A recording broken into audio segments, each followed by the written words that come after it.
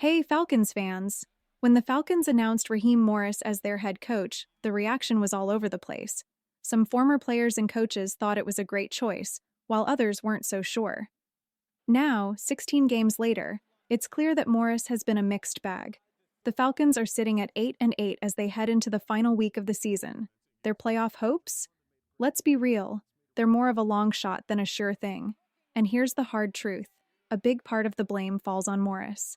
Atlanta hasn't made the playoffs since 2017, and it doesn't look like that drought is ending anytime soon. Many fans feel the same way. Do you? If yes, hit the like button. If not, let me know in the comments.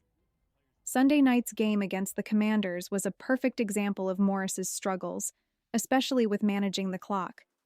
With the season on the line and rookie quarterback Michael Penn Jr. leading the offense, Morris made a big mistake. He kept a timeout in his pocket during the final drive.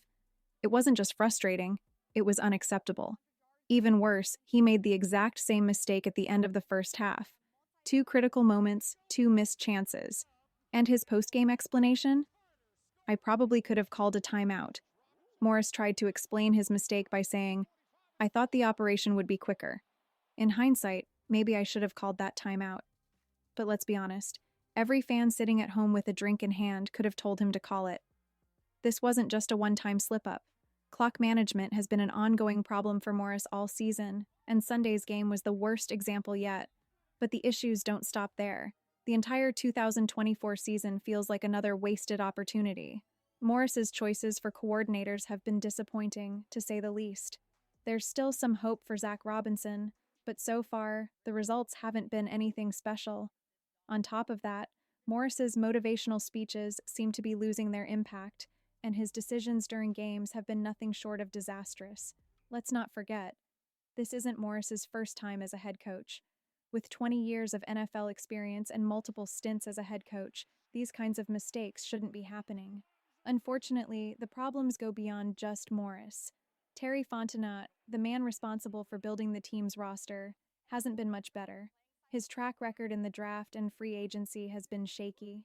Sure, there have been some bright spots like rookie quarterback Michael Penn Jr., but overall, Fontenot hasn't brought in enough top-tier talent to take the team to the next level. And yet there's no sign that either Morris or Fontenot are in danger of losing their jobs. Instead, they keep showing up in sharp suits, selling fans on dreams and potential instead of delivering real results. Now, let's talk about three players who played major roles in Sunday's loss. Don't worry, we're not putting all the blame on Raheem Morris today. First up is DAngelo Malone. This young defender made a mistake that Falcons fans won't forget anytime soon. With Atlanta holding a solid 17-7 lead, the Commanders were backed up and ready to punt, but Malone made an unnecessary play by bumping into a Washington tight end, drawing a flag. That penalty gave the Commanders a free first down and completely shifted the momentum. Washington dominated the third quarter, wearing down Atlanta's defense. Yes, the call was questionable, but Malone's lack of discipline and awareness in that moment hurt the team when they needed focus the most. Next, let's talk about Alford. Falcons fans, we need to be honest. Alford has had two bad games in a row. Sunday night was possibly the worst. Over and over, his mistakes hurt Atlanta's chances. The game-sealing touchdown by Zach Ertz was the final blow, with Alford completely outmatched in coverage. It's becoming clear that the Falcons' secondary needs an upgrade, and Alford's future with the team looks shaky as we head into the offseason. Finally, we have Riley Patterson, the kicker. Yes, he was in a tough spot. He was asked to make a long-range kick to save the game and keep Atlanta's playoff hopes alive. But let's be honest, if you're an NFL kicker, this is the moment you live for. Sadly, Patterson's kick fell short, and so did the Falcons' chances for postseason glory. While part of the blame goes to the coaching staff for putting him in that position, game-winning kicks are what separate good kickers from great ones, and Patterson didn't deliver. Now, it's not all bad news. There are some bright spots to look forward to in the season finale. Starting with Michael Penn Jr. Falcons fans, how can you not be excited about this rookie quarterback? Against a playoff-caliber Commanders team, Penn led two incredible final drives. He converted tough fourth-and-long plays and even threw a game-tying touchdown to Kyle Pitts. He also set up the potential game-winning field goal, showing confidence and potential that have fans dreaming about what he could do with a full season as the starter. If you're like me, you can't help but wonder, how different would this season have been if Pennick had started from the beginning? Pennick isn't the only one with something to prove. Head coach Raheem Morris is under pressure too. Let's face it, his seat might not be on fire, but it's definitely getting warm. If the Falcons win their season finale, Morris can proudly say he delivered Atlanta's first winning season since 2017. That would likely secure his job for 2025. But we can't ignore the frustrations from this season.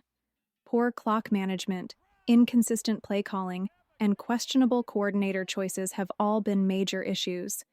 If Raheem Morris wants to lead this team to real success, big changes are needed in the offseason, both in his coaching approach and in the front office. Now let's talk about Kyle Pitts. What a roller coaster his season has been. Sunday night's clutch touchdown was a reminder of the incredible talent that made him a top draft pick, but the rest of the season has been filled with inconsistency.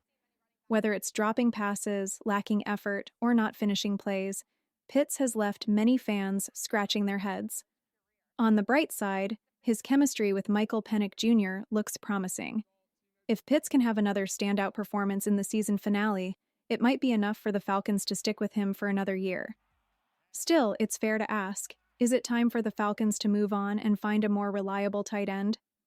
Looking ahead, the Falcons have a chance to finish the season on a positive note against the Panthers. A win won't erase the disappointments of 2024, but it could give fans a small glimmer of hope for the future. But this finale could set the tone for 2025. Can Michael Pennick Jr. continue to impress? Will Raheem Morris make the changes needed to secure his spot as head coach? And can Kyle Pitts give us one more reason to believe in his potential? So, what do you think, Falcons fans? Who do you blame the most for Sunday's loss? Are you feeling hopeful about the future with Pennick leading the team? Or do you think the Falcons need big changes to finally take the next step? Let me know your thoughts in the comments below.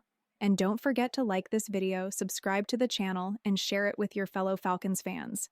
Go Falcons!